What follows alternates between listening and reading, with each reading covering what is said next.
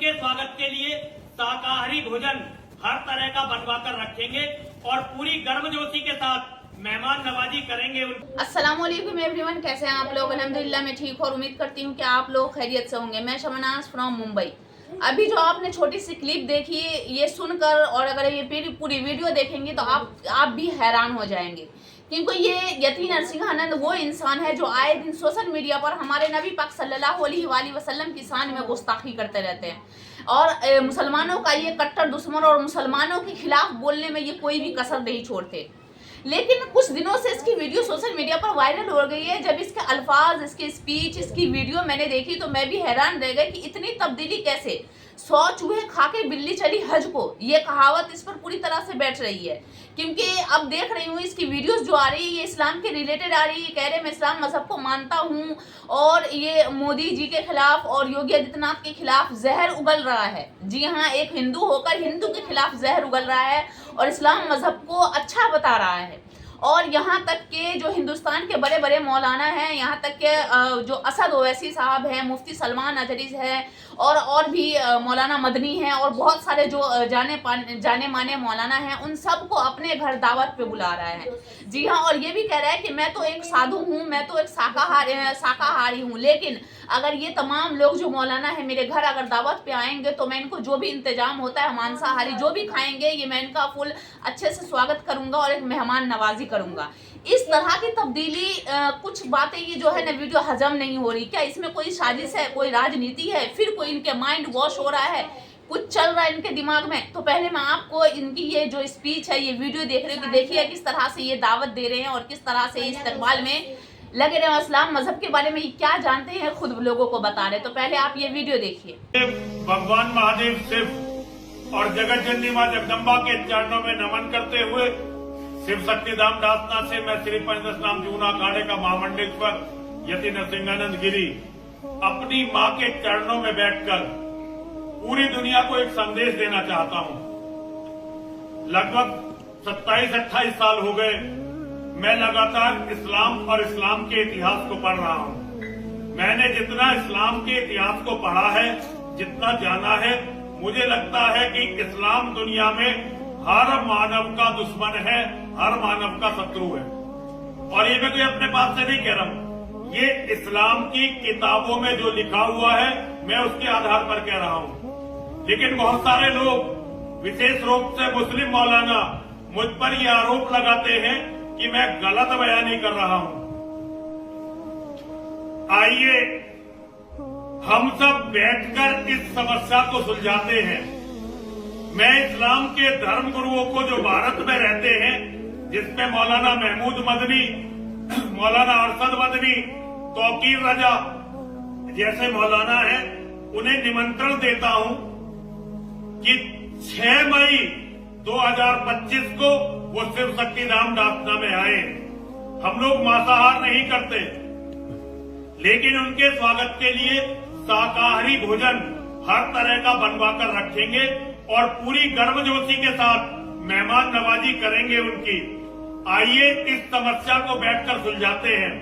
मैंने और मेरे कुछ मित्र हैं जिन्होंने इस्लाम का अध्ययन किया है, जिसमें से एक प्रमुख नाम है तुफैल चतुर्वेदी और नीरज अत्री जी का, और कुछ एक्स मुस्लिम मेरे शिष्य और मित्र हैं जो इस्लाम को अच्छी तरह समझने का दावा करते हैं। लगभग 10 लोग हम बैठेंगे और लगभग 10-15 हम मौलानाओं को निमंत्रण दे रहे हैं। हम जो भी बोलेंगे ये सारी बातें रिकॉर्ड होंगी और ऑन एयर जाएंगी। और अब एक आर्टिफिशियल इंटेलिजेंस नाम का एक ऐसा टूल आ गया है जो ये तय कर सकता है कि हम बोल रहे हैं, सच बोल रहे हैं या मौलाना सच बोल रहे हैं। और देखिए, एआई ये हमने नहीं बनाई है, तो हम ये कह सकते हैं कि एआई अर्थात आर्टिफिशियल इंटेलिजेंस निष्पक्ष होगी। हम चाहते तो ये थे कि बड़ी संख्या में मौलानाओं को बुलाएं, लेकिन बड़ी संख्या में मौलानाओं को बुलाना किसी के उपद्रव का कारण बन सकता है, कोई इस बात को दूसरी दिशा में ले जा सकता है। हम नहीं चाहते कि एक अच्छा शास्त्रार्थ किसी गलत फहमी में समाप्त हो जाए, इसलिए हम केवल जो यहाँ के बड़े मौलाना हैं 15 से 20 मौलाना तक केवल उनको निमंत्रण भेजेंगे और हम मौलानाओं से अनुरोध करते हैं कि वे हमारे निमंत्रण को स्वीकार करें ताकि दुनिया को एक नई दिशा मिल सके। अगर हम गलत हैं तो हम अपनी गलती को माने और अगर मौलाना गलत हैं तो वो भी अपनी गलती को सुधारने का प्रयास करें। हमारा तो केवल यही लक्ष्य है कि मानवता बच जाए, सब लोग बिना मतलब किसी अंधविश्वास के कारण एक दूसरे से लड़कर समाप्त ना हो जाए, बस मानवता की रक्षा हो, यही हमारा लक्ष्य है। और इसी लक्ष्य के लिए ये बहुत जरूरी है कि हम लोग मिल बैठकर बात करें और शांतिपूर्वक सारे मतभेदों को सुलझाने का प्रयास करें। हर हर महादेव।